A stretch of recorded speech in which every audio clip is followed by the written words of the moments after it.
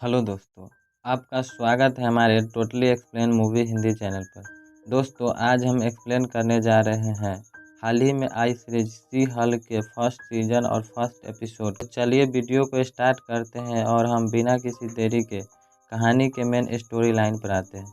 दोस्तों, कहानी की शुरुआत होती है और हम कहानी के लीड रोल जेनिफर वाल्टन को देखते हैं और वह वकील रहती है। आज उसका कोर्ट में दलील रहता है, इसलिए वह अपने बेस्ट फ्रेंड निकी और डेनिस के साथ ऑफिस में प्रिपरेशन करती रहती है, जिसमें वह कहती है कि क्या जो लोग पावर में है उनकी क्या जिम्मेदारी बनती है। क्या उनका जिम्मेदारी ये है कि अपने पावर का हर तरफ से गलत इस्तेमाल करे, या फिर उनका फ़र्ज है कि कमज़ोरों का हिफाजत करे, और भी वगैरह वगैरह। तभी निकी जैन को बताती है कि तुम्हारी दलील काफ़ी अच्छी है और इसलिए तुम आज यह केस पक्का जीतोगे, क्योंकि उसको बहुत ही हाई प्रोफाइल केस मिला रहता है। जैन कहती है कि कहीं मैं यह केस नहीं जीती तो क्या। तभी उसकी फ्रेंड निकी कहती है, अगर तुम यह केस नहीं जीती तो तुम हल्क बन जाना, क्योंकि हल्क बनने की बात निकी और जैन के घर वालों को पता रहा। वहाँ से दोनों जाने लगती है। तभी जैन रुक जाती है और बताती है कि हाँ, ये हल्क बनने की कहानी सच है। इसके बाद हमें कुछ महीने पीछे ले जाया जाता है, जहाँ जैन अपने कजन ब्रूस के साथ गाड़ी से ट्रिप पर जाती रहती है। चलता रहता है, जिसमें ब्रूस बताता है कि ये मेरे हाथ पर लगा ये छोटा सा डिवाइस मुझे हमेशा इंसानी शरीर में बनाए रखता है, क्योंकि पीछे आप लोगों ने देखा ही होगा कि ब्रूस अपने लैब में बॉडी पर काम करके बैनर के शरीर में हमेशा रहता था। जैन पूछती है स्टीव रोजर यानी कि कैप्टन अमेरिका के बारे में, क्या उसे आर्मी में जाने से पहले कोई गर्लफ्रेंड थी या नहीं। यही सब बातचीत चलता रहता है। तभी उसके गाड़ी के सामने एक बड़ा सा शिप आ जाता है, जिसके वजह से जैन घबरा जाती है और वह ऊपर से खो जाता है और गाड़ी को कंट्रोल करते करते वह गाड़ी पलट जाती है। जैन गाड़ी से बाहर निकलती है और उसका हाथ भी कट गया होता है। उसके बाद वह ब्रूस को निकालने जाती है, जो कि फंस गया रहता है। जैन उसे जैसे तैसे बाहर निकालती है, पर ब्रूस के भी हाथ कट गया रहता है और ब्रूस जैन को कहता भी है कि मेरा खून निकल रहा है, तुम यहाँ से दूर चली जाओ। पर तब तक जैन के कटे हुए घाव पर ब्रूस का खून गिर जाता है और वह हल्क बनने लगती है और वह भागने लगती है। कुछ दूर जाकर बेहोश हो जाती है। अगले सीन में जैन अपने आप को एक जंगल में सोई हुई पाती है। फिर वह वहाँ से पास के ही एक बार में चुपके से छिप कर जाती है, क्योंकि उसको कपड़ा खराब हो गया रहता है और बॉडी पर माटी भी लगा रहता है। जैन बाथरूम में रहती है। तभी वहाँ पर 3-4 लड़कियाँ आती है जो उसको मेकअप करने लगती है, पर जैन उससे फ़ोन मांगकर ब्रूस को फ़ोन करता है और बाहर इंतज़ार करने लगती है। तभी वहाँ पर 3-4 लड़के आकर उसको परेशान करने लगता है, लेकिन जैन वहाँ से जाने लगती है। पर वह लड़का उसके पीछे पीछे आने लगता है, जिससे जैन गुस्साकर हल्क बन जाती है, जिसे देख सभी काफ़ी बुरी तरह से डर जाता है और वहाँ से भाग जाता है। अगले सीन में जैन अपने आप को एक कमरे में सोई हुई पाती है, जहाँ से वह उठकर कपड़ा बदलकर रूम से बाहर आती है और देखती है ब्रूस यानी कि हल्क अपने लैब में गाना सुनता रहता है और कुछ काम करता रहता है। जैन पूछती है कि हम कहाँ हैं। ब्रूस बताता है कि हम मैक्सिको के आइलैंड बीच हाउस पर है। ये जगह मुझे कुछ सालों पहले टोनी ने गिफ्ट किया था। फिर जैन पूछती है कि क्या हम किसी स्पेसशिप से टकराए थे।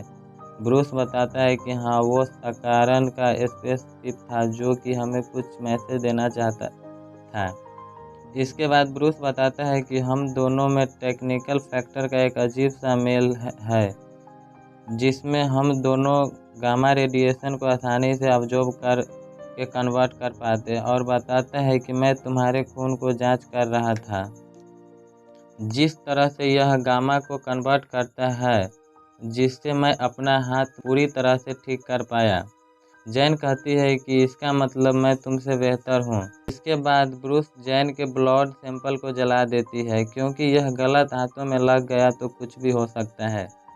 फिर जैन कहती है कि अब मुझे नॉर्मल बनाओ, क्योंकि मैं एक नॉर्मल लाइफ जीना चाहती हूँ। फिर ब्रूस बताता है कि ये अब बदल नहीं सकता है। जैन कहती है कि कोई तो तरीका होगा जिससे मैं नॉर्मल बन सकती हूँ। ब्रूस बताता है कि ये करना तो नामुमकिन है, पर तुम मेरे साथ कुछ टाइम लैब में बिताओ, शायद मैं तुम्हें दोनों बॉडी को एक साथ जोड़ सकूं। पर जैन काफ़ी गुस्सा होने लगती है, पर बहुत सा समझाने पर वह मान जाती है। अगले सीन में जैन खाना खाती रहती है और तभी ब्रूस बताता है कि तुम्हें अब लोगों के दूर रहना होगा, गुस्सा पर कंट्रोल करना होगा, नहीं तो तुम्हारी थोड़ी सी गुस्सा काफ़ी लोगों को नुकसान पहुंचा सकती है।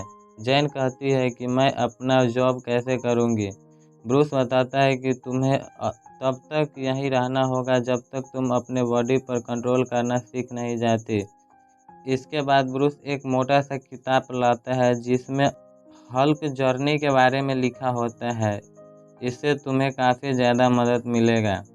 इसके बाद अगले सीन में जैन एक लैब में बंद रहती है और उसके सिर पर एक हेलमेट सा लगा होता है, जिससे पता चल सके कि किस हद तक बदल सकती है।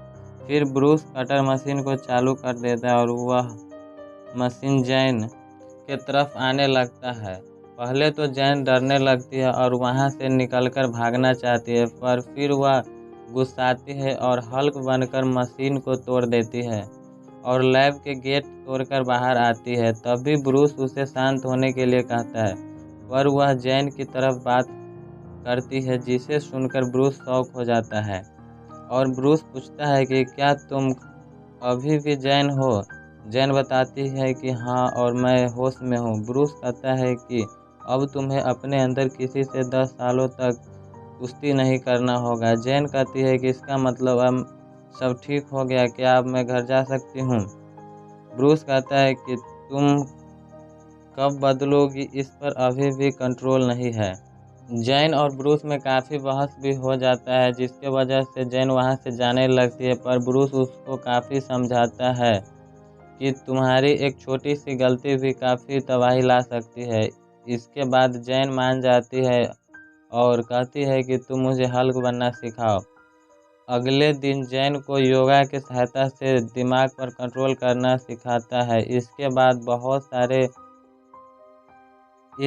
बहुत सारे योगा प्रैक्टिस करवाता है। फिर जैन को एक बड़ा सा चट्टान उठाकर फेंकने को कहता है, जो कि वह बड़ी ही आसानी से फेंक देती है। फिर ब्रूस भी एक बड़ा सा चट्टान उठाकर फेंकता है। इसके बाद दोनों रात को बहुत ज़्यादा शराब पीता है, क्योंकि हल्क के बॉडी कितना भी शराब पचा सकता है और टुंड भी नहीं होता है। फिर अगले सुबह ब्रूस जैन को योगा सिखाती रहती है। तभी जैन कहती है कि मुझे अपने घर वापस लौटना है, क्योंकि बहुत मेहनत के बाद मैंने अपनी लॉ की डिग्री ली हूँ, जिसको पाने के लिए बहुत ज़्यादा लोन भी लिया हूँ। मुझे अपना कैरियर बनाना है। ब्रूस कहता है कि हम दोनों सुपर हीरो हैं और सुपर हीरो के काम होता है दुनिया को बचाना, इसलिए तुम्हें इतना काबिल बनाया जाए जिससे तुम अपनी गुस्सा पर काबू कर पाओ और लोगों को मदद कर। जैन बताती है कि हाँ, मैं गुस्सा कंट्रोल करने में शुरू से एक्सपर्ट हूँ। हर वक्त तो मैं यही करती हूँ जब मुझे कोई रास्ता में छेड़ता है या कोई मुझे समझाने की कोशिश करता है। ऐसे मौका आते हैं और मैं ऐसा न करूँ तो लोग मुझे कहेंगे ये सनकी है या ये जज्बाती है, पता नहीं, शायद कोई गुस्सा में आकर मेरा खून कर दे। तो इसलिए ये सब मैं तुमसे बेहतर कर सकता हूँ। और कहती है कि तुम मुझे गुस्सा दिलाने की कोशिश तो बिल्कुल भी मत करो, और उसी समय गुस्सा कर हल्क बन जाती है। फिर जैन वहाँ से ब्रूस की गाड़ी लेकर जाने लगती है। ब्रूस उसे रोकने की कोशिश करता है, पर वह उसे धक्का मारकर वहाँ थोड़ा ही आगे जाकर रुक जाती है और आकर देखती है तो ब्रूस चट्टान से ढका रहता है। ब्रूस उठकर बताता है कि तुम अच्छी कर रही हो, पर तुम यहाँ तो यहाँ से जाना चाहती हो।